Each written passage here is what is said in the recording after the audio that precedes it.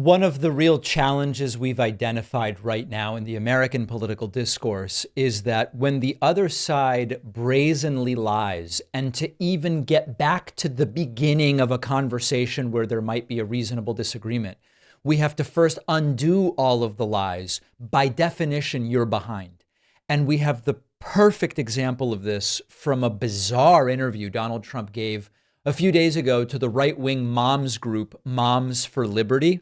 It turns out that Moms for Liberty are only for liberty when it's the type of liberty they like and approve of.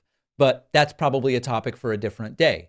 Donald Trump bizarrely reclining during this entire interview, almost like we do at a Passover Seder, where you eat reclined, right? The other Jewish folks in the audience, I'm sure, know that you recline during the Passover Seder, at least in theory. And Donald Trump bizarrely reclining. It's just everything about this interview is strange. And Trump seems to suggest here that children, it's hard to even explain what he says because it's so ridiculous. Children are getting trans surgeries as he knows them, gender affirming surgery at school.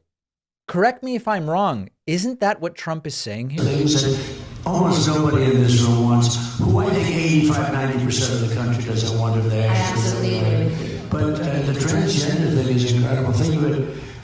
Your kid goes to school and comes home a few days later with an operation. The school decides what's going to happen with your child. And you know, many of these child's 15 years later say, what the hell happened? Who did this to me? Now, of course, it's many of these children. That's the way conventionally the English language works. It's not many of these childs, it's many of these children. But Trump is saying your kid goes to school. A few days later, I guess they don't come home from school the first day. I don't know. They're gone at school a few days, and then they come home with an operation, having had an operation. Who did it? Are teachers performing surgery? Damn it. And do they have an anesthesiologist present or not? I mean, these are certainly questions we need answers to. It's so absurd that normal people would say, why do we even need to respond to this stuff? But every time they come up with something like this, large swaths of their followers believe it. Remember when, I think, was it Matt Walsh or Charlie Kirk? I think it was Matt Walsh. Yeah, Matt Walsh on the Rogan show said something like, there's clearly, was it tens of thousands, hundreds of thousands, millions, some ridiculous number of double mastectomies being performed on prepubescent girls, which is hard to do since prepubescent girls don't have breasts. Like, none of it made sense. And it was just totally made up. But it spread like wildfire. And we had to fight to first clarify that that's fabricated out of thin air before we could even get to any kind of substantive conversation. So they win when they make this stuff up, as scary and absurd as this is. Trump going with the xenophobic rhetoric during the Moms for Liberty speech as well, with the immigrants are poisoning our country stuff. But what's happening to our country is being poisoned, and your school. Immigrants are poison. Schools and your children are suffering greatly because they're going into the classrooms, they're taking the seats, and they don't even speak English. It's crazy. And we have our people that aren't going into a classroom. We have students that were there last year that aren't allowed into the school this year. They're not allowed. It's crazy. It's crazy. And of course, this is the dehumanizing language that is aimed at or has the function of diminishing people's self-esteem and self-worth, creating tiers and hierarchies of people, which these right-wingers just love. During this same interview, Donald Trump, who has claimed endlessly that he knows nothing about Project 2025, and when he looked at the list of their demands, he doesn't even like it. He echoes Project 2025. Listen to what he said here. But the guys on television are woke, and a lot of the top people are woke, but they'll all be gone pretty quick. They're going to all be gone. You get them out. You get them out. When I was in Milwaukee, I got to... That is Trump echoing one of the principles of Project 2025, which is he says there's these woke people in the military we're going to purge them and we're going to put in MAGA loyalists. That's Project 2025. At another point, Trump took on the topic. I don't even want to call it an issue because it's really not an issue.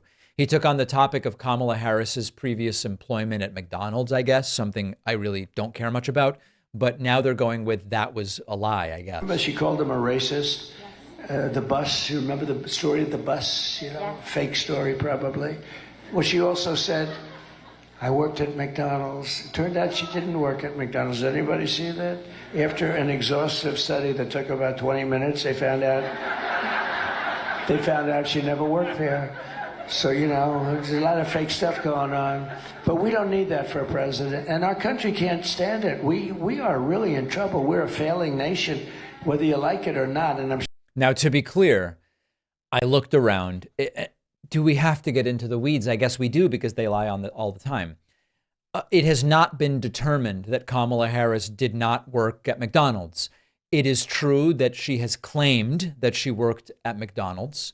There are those asserting that she did not, but I was not able to find anything one way or the other. Now, if it is true that she lied about it, then I would have something to say. But at this point in time, it has not been proven that Kamala Harris didn't work at McDonald's. They're only now making it an issue. So we'll see where that lands. Trump also admitted during this very strange interview that he wanted to make Ivanka Trump secretary to the United Nations. Talk about nepotism. But she gave it up because she wanted to go and she didn't want something like the United Nations secretary. I wanted her to do that. I said, you would be a great ambassador to the United Nations secretary.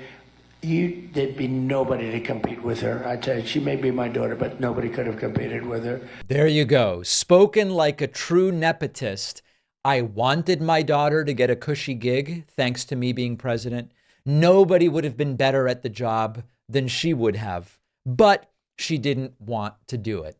And finally, Trump winding down this terrifying interview by saying we don't need more defective people in the role of president. See, she's defective. She's a defective person. And we don't need another defective person as president of the United States. We just had that. He's right. We don't want a defective person as president of the United States. And that's why we have to make damn sure that Donald Trump doesn't become president of the United States.